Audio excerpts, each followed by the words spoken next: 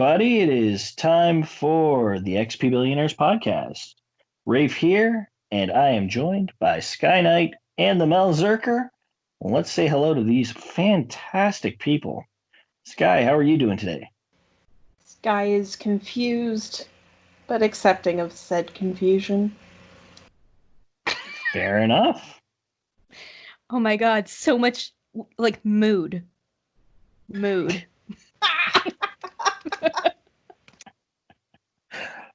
Well, that's a good way to get things started. All right, Mel, how are you doing today? I'm doing okay. Apparently better than Sky.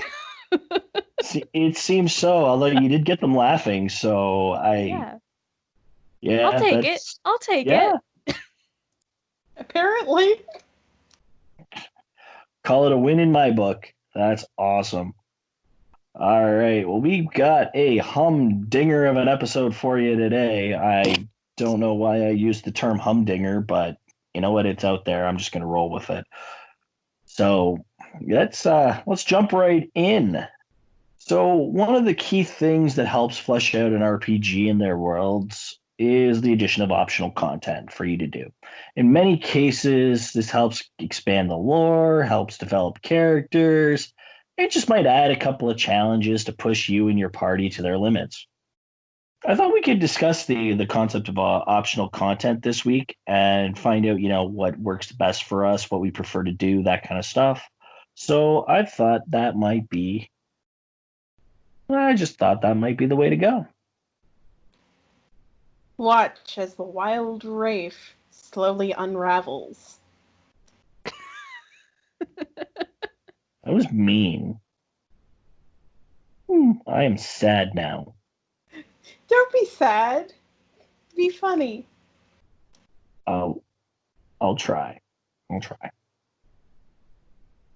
All right. Well, for making me so mad, you get to go first. I was first in the list anyway. They don't know that. Ooh, the truth revealed. Oh, fourth wall! You're breaking the fourth wall! Watch as the wild podcast slowly unravels. Oh, we're doing so well for so long. We hit the max, 75, and it's gone. It's done. Yeah, apparently. Well, anyway, trying to get back on track, and we'll probably fail. First question I got for everybody, what kinds of optional content do you actually enjoy in your games? So, Sky, go for it. When it comes to optional content, I prefer story-based side quests or mini-games. See, part of the problem is that few RPGs have truly compelling side stories, but man, do I love it when they do. Stuff like the cook-offs from Suikoden 2, or the Blade side quests in Xenoblade Chronicles 2, where you get to learn more about individual characters. I think it's a really important thing to help bring side characters to life and make them feel like real people and not just a bit of code. And that it really helps enrich the world in which you're playing. So give me stuff to do, but give it a story, give it a purpose, give it some sort of narrative purpose. I'm going to second, obviously, anything story-based, it's going to get me, right? I love side quests. I'm of the belief that often side quests are better than the main plot of a game. That's not all of them, obviously, but sometimes some of these side quests are just so well thought out that I'm just like, why are you not in charge? Who is this person? But that said, there's also just tons of filler, right? And that's the crappy part of side quests. It's just are you just trying to make the game longer? And I also like lately I've been really into games that don't have mini maps, that don't give you really clear quest markers, games that actually make you look around. Because sometimes I feel like that's what those quests are for, right? Like make you go into this far off corner. But like if you made a cool game, I probably want to do that anyways. So why are you trying to force me into a thing I like? Anyways, this is a very long rant. I like side quests that are about characters, like all the Mass Effect games, and side quests about each of your characters. I don't like that you have to do it to like, make them survive in some games. That's kind of annoying. But like for me, like a lot of games are about these big world spanning events, right? The end of the world, God's coming to kill us, whatever it is, right? And like the way that I care about those moments is because there are people and I like those people. Like I don't care about the big, decision between Cerberus and Earth and the politics. I care about the individuals, and how they interact. So one of the ones that came to mind for me is Elder Scrolls Oblivion, which I love.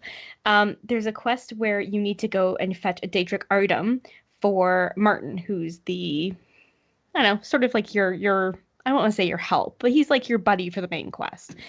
And if you bring him back Sing Wind's Rose, which is one specific one, he comments on how like it used to be his Daedric item. And that's like for me was like mind blowing. Like this guy was like a priest in this temple, and like you're telling me he was like part of the like Daedric cult that was all about like blood and orgies.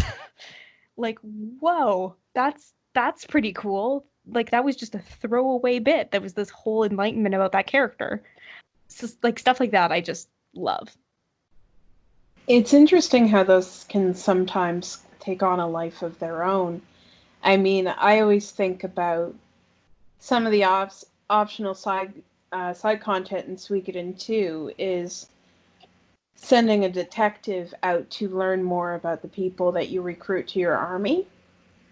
And he brings back some pretty crazy details about the life of this guy, George Prime. And they actually spin that into a whole game. Like, the few lines from Suikoden 2 became a concept that became Suikoden 5. That's when side content becomes oh so sweet.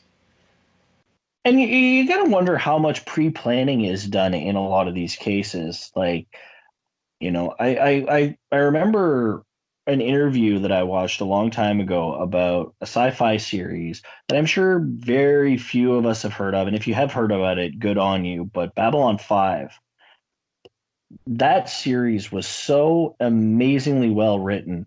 But when I watched this interview with the writers, they were like, "Oh yeah, we wrote all of this before it went to shoot. Like we didn't publish it. We wanted this to be a TV show, so we wrote it out. We had everything planned. We wanted to do more, but we couldn't get the funding for more seasons.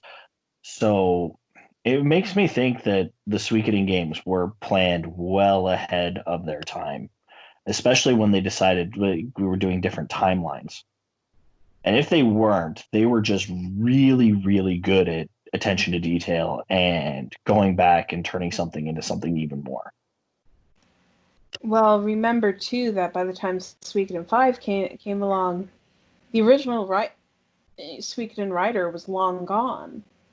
Perhaps Konami had some of his notes or his ideas still on file, but there's a good chance it was simply just put together by the new writing team. And you know what? Good for them for doing it. As for me, like I've got to agree in terms of like any type of side quest that helps you get to know your hero or your party better. Like my example is spending seven wonderful games with Kiryu Kazuma playing out the Yakuza series. All those side quests, for the most part, were absolutely ridiculous. But it made me question why Kiryu chose a life of organized crime, because he does not belong there. He is too honorable of a guy, too good of a person even though he could beat you up with his pinky. You know, all these people out on the street that would just randomly approach him is like, "Hey man, you want to be in this movie?" And it's like, "Oh, I'll do it." And then you put he puts it all into it. Like it's an amazing movie.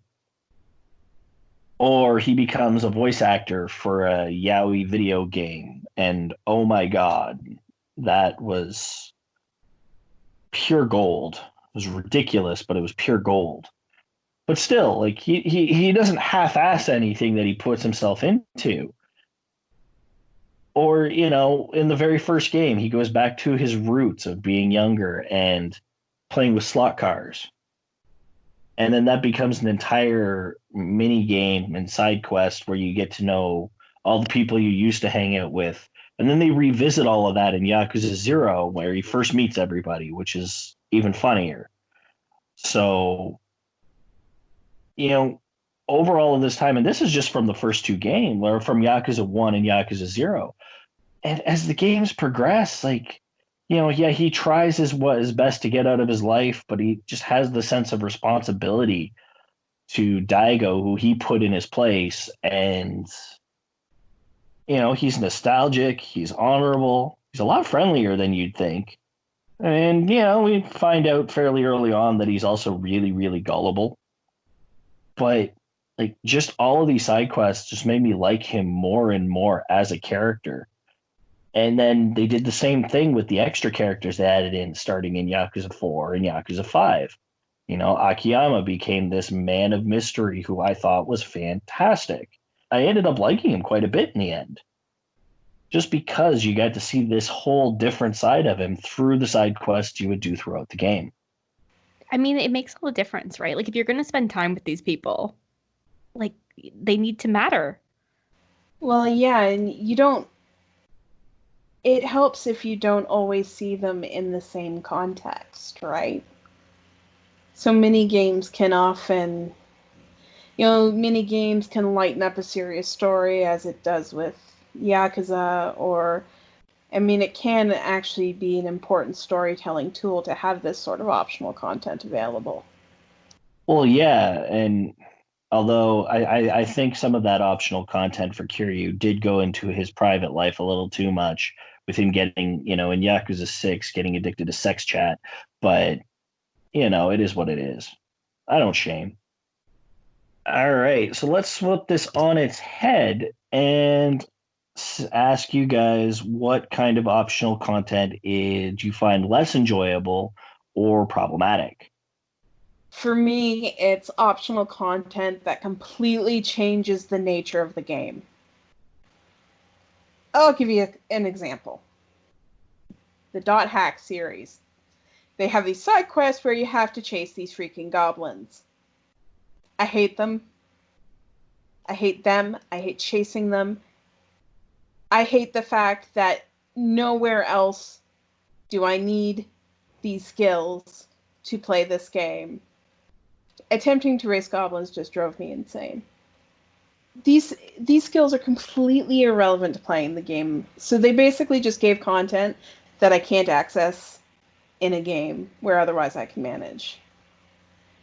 And to give an even worse example, when they hide like really important stuff behind these scenarios that completely change the nature of the game, like in Shin Megami Tensei Nocturne, they hide an ending behind escaping Dante chasing you and shooting you in the Labyrinth of Amala. It's a turn-based game, for fuck's sake.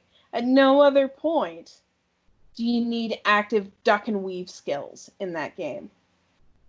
It's stuff like this that easy modes are ideal for, particularly if you can switch on the fly when you're having trouble.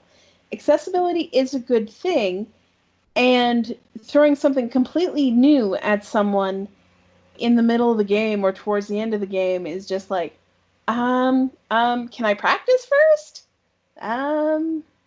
Yeah, no.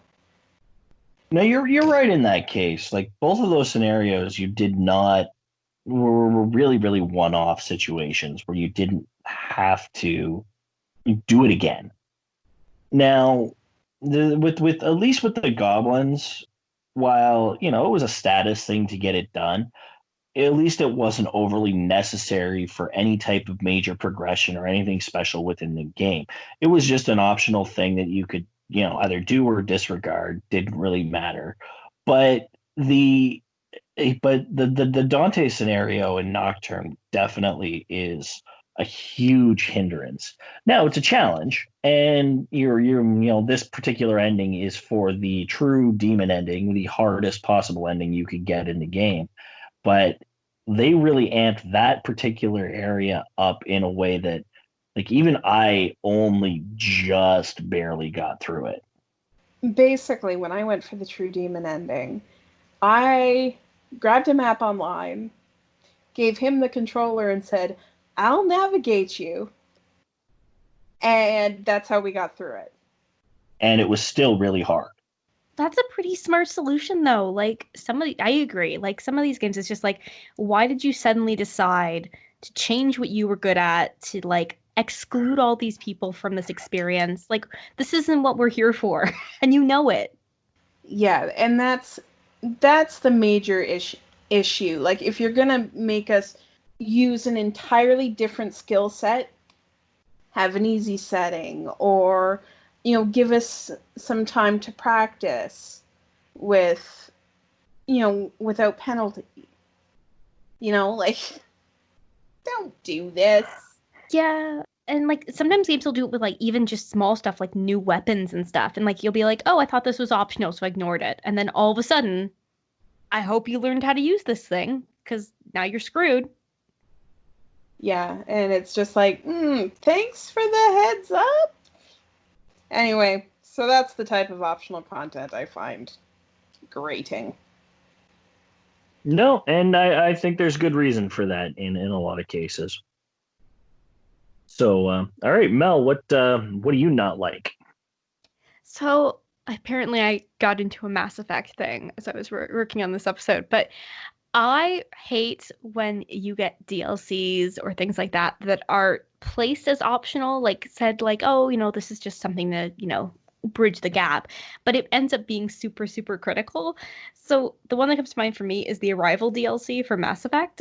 For a long time, I was really against DLC. Like I was just like, just ask me to pay for it up front. I really don't like this almost like microtransaction system where I have to buy like three separate stories. So I was just like, I'm not gonna engage with this right now. So Mass Effect 2 ends, Rival DLC comes out. I'm kind of ignoring it because I know I'm going to play 3. And then all of a sudden, the beginning of 3, you're in prison. And people are talking about this decision you made and why you're in prison and why you got your rank stripped. And I was just like, that had no right to be DLC. That was critical to me understanding where I was, what was happening, and like, introducing characters that would become regular members of your team. It was just so strange. It was plot relevant. And like, I love some of the Mass Effect DLCs. Like the Citadel one is like one of the best DLCs I've ever played. But like some of that stuff, it's just like, why did you do this? Oh, I know exactly where you're coming from here. I ended up picking that DLC and buying it at one point at random. I didn't even know that how important it was to play through, but I'm glad I did it. But that I was lucky enough to have done it as I was playing through the trilogy in order, so I didn't have to go back or do any backtracking, which was great. But yeah, when this kind of thing happens, it's I can't understand it. And I know there was an issue with that in one of the DLCs in 3. I think it gave you a better understanding of the Reapers, and it was very, very good context that felt like it should have been part of the main game, or at least into the main series and not a side paid optional thing.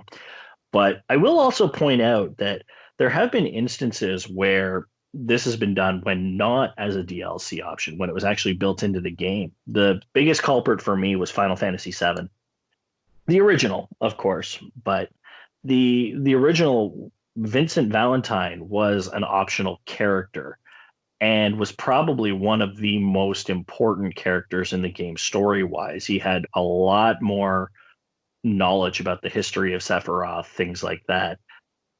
And if you don't talk to him and respond the exact way, you never get him. He just goes back to sleep. You never bother him again. And you never get a chance to talk to him again unless you have to go reload your save file. So it's like he had no business being optional in that regard either. And I didn't have to pay for that. That was just part of the game. Yeah, see, like, it's yeah. I like it makes a lot more sense to me. Like, I think, yeah, I was thinking about the DLC. I think that's probably Leviathan DLC is the one where you get like a Reaper, not party member, but like Yes. really important stuff. Yeah, that was it. Yes.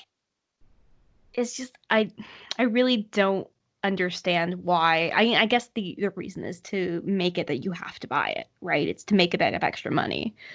Or maybe it's to help convince that like the next game is gonna sell well. I don't know. It just feels like such a strange move. Because if you know you're going to release it and you need more time, that's fine, right? Like DLCs are fine, but I'd rather just buy the pack. Just let me know I'll get everything that you're going to put out. Here's all my money up front. Yeah, that will be the thing. And if they ever do make like a definitive remastered trilogy, I'm kind of hoping that all that gets included, so we don't have to worry about any of that paywall stuff. So here's hoping. Anywho, like as for me, one of the things that I don't typically enjoy, one of the things I do enjoy first, is I'll mention is bonus bosses. I like being challenged to some extent. What I don't like is when those bonus bosses are so obscenely hard. It forces me to spend so much more time in the game, either grinding or figuring out this impossible combo that can only be accessed through a billion other ways, things that you have to do in order to get there.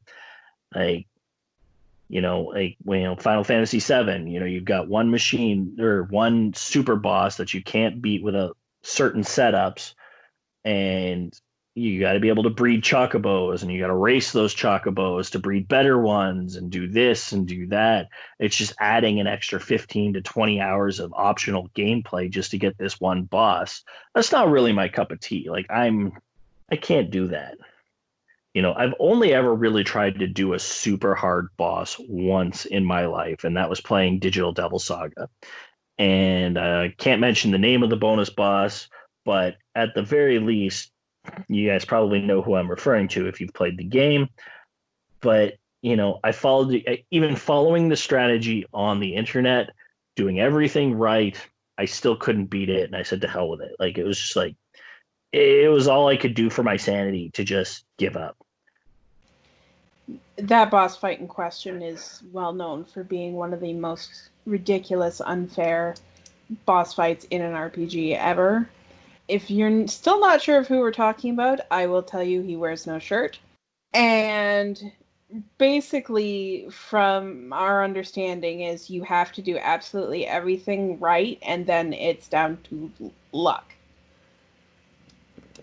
So, yeah, it's special. Yeah, that should not be a thing. And yeah, I want a challenging boss, but I don't want to have to rewrite my entire life and schedule to make this boss even remotely, accessible to me. So there's a difference between hard and obscene. All right. Well, last question that I have for everybody is what does it take for you guys to want to do more or all of the optional content in a game? Well, there's usually got to be some sort of story reason for it. That's a little repetitive of me, but it's got to be purposeful, right? There'll be exceptions from time to time. If I particularly like a single mini game or whatever, I'll play a lot of it. But that's pretty rare, and usually I don't go overboard with it. Tycoon? Well, Tycoon most recently, but things like the Suikoden 5 fishing game, Yeah. for example. Like, if there isn't a story reason for it, then let there be a monetary reason for it, right? Like, I can use it to make money. Otherwise, if neither of those things are the case, I don't usually care. No, fair enough. Fair enough. Mel, what about you? So for me, like I kind of already have to love the game to be doing all that extra stuff. Like one of the few games in recent history I've 100%ed is Horizon Zero Dawn, but that's because I needed more of that game. I loved every minute of it. I cleared out every area. I went and collected all the little pieces, and there were a lot of those things that I thought were really interesting. Like even there's these triangles of flowers that you can find throughout the world, and each of them has a bit of a poem, and it's a poem that an AI is writing, and like it just that's already what I loved. So I mean that's not great advice if any game developers out there. Like make a game I love and I'll play more of it. Um, but that's sort of what it is. Let me ask you, in I brought this up a long time ago on one of our old episodes, but did you ever find Jazz Jackrabbit in Horizon? Jazz Jackrabbit. Gonna have to maybe remind me. It's been a few months. It some of the developers of Horizon were developers on this old Sonic the Hedgehog PC knockoff called Jazz Jackrabbit, and they put you're not actually finding the bunny himself in this game, but what I found was, I don't know, like I was in this one random corner, I don't even remember where I was, but there were these two bunnies that actually had names, Jazz and Jack. They were these two named rabbits. You couldn't kill them, you couldn't eat them, they were just there as named NPCs.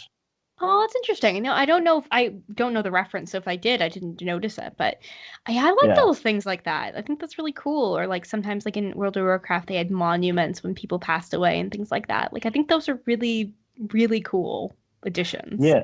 Yeah. I remember we talked about this on like an old episode about, I think it was Easter eggs or just neat little things, and that that one spoke to me. Like I saw that and I'm like, oh, and then when I looked it up, and that's what it was. It was exactly what I thought it was. It was a reference to this old video game series that I played as a kid. Yeah, I just wondered if anybody else had found it, because I know people on the internet have, but I've seemed like the only person that seems to have ever actually encountered them in their playthrough that I've ever talked to in person. So Right. Well, next time I replay it, because I'm definitely going to before the sequel comes out, which it better.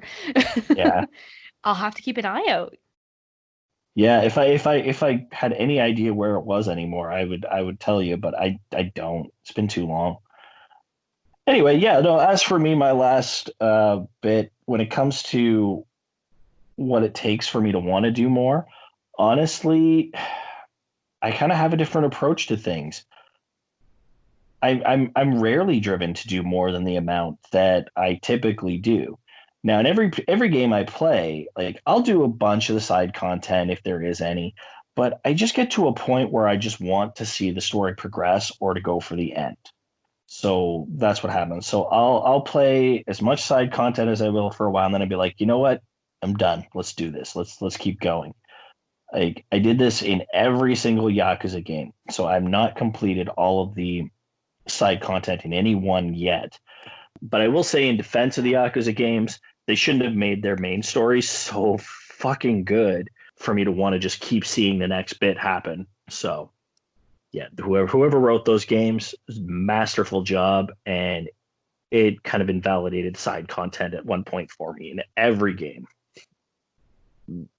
Like that's a cool experience though. Like games where you actually want to kind of like you're like, "Oh, I want to, but I need to know." Like that's a really great experience. Absolutely. I mean, like, I get to the point where sometimes we're just like, what's the next bit? What's the next bit? Like, where's the story going? And I just plow through, right? Oh yeah, and I mean maybe the next time I try to go through those games, or maybe with Yakuza 7 when it's released, I'll do a lot more of the side content this time, just because one, I don't have a whole bunch more games in the series to keep going through, so I might be able to take my time with it and enjoy it a little bit more. But the other games, I mean, I didn't necessarily feel rushed because of all the sequels, but it's just eventually it was just like, you know what, the side content's great, and it's funny and it's engaging, but the main story is just like I need to know what happens next. This guy just died, and I need to know if Kiryu is going to get revenge. Like, Yeah, and you remember having this problem in Mass Effect 2 because I was like, okay, I know that I have to do the side quests because like I have to make sure people survive and I got to make them loyal to me. But I kind of want to just do the suicide mission right away. yeah, no, but your diligence paid off. Your diligence paid off. I mean, I may have done a bit of scum saving, but well, I didn't know who to send on the missions. Yeah, I guessed, and everything turned out okay. I was good. I was happy. I got lucky. I'll You know, call it that. I was a real jerk about it because like it was like, oh, you need someone to do this task, and I'm like, I should definitely send Tally, but I like Tally and I don't want to risk her, so I think I'll just send someone else who I don't like as much. It's actually the only. Bad leadership, terrible leadership. It's actually the only one I remember. I sent Tally through the tubes. Yeah, I was that I was like it was the perfect person for it. And at one point she got stuck. It's like, oh shit, did I screw up? And then I get through it. It's like, nope, she's okay. She's okay. All is well. All right, so that is going to do it about optional content in an RPG. Yeah, I want to hear what you guys have to say about that. I think, it merits a lot of discussion here on what optional content you do and don't like. So yeah, let me know. Feel free to comment anywhere we have the podcast up, or you can send us a message to our social media. You can find me on Twitter at BillionairesXP or on Instagram at Rafe Thegrum. Sky, where can everyone find you? I'm at SkyKnightXP on Twitter and SkyKnight.xp on Instagram. And Mel, where can everyone find you? You can find me on Instagram at FeministGamer or Twitter at FeministGamer3, and I GM a D&D actual play called Darkness and Dragons. Season 2 is just starting, so check it out. We're on Twitch Wednesdays at 6:30. Fantastic. And all of this information that we've just told you is also available on our website, along with written content and quickfire reviews. And you can find us at xpbillionaires.ca. And don't forget to check out our monthly newsletters on Ko-fi, coffee.com/xpbillionaires. We'd love if you could donate to us to help us out. But if not, you're helping us out just by listening and telling your friends about us. So also excellent work. Well, that's going to be it for us this week. And remember, there is no choice in this particular quest. You need to keep gaming. We'll see you next week. Stay safe. Bye-bye.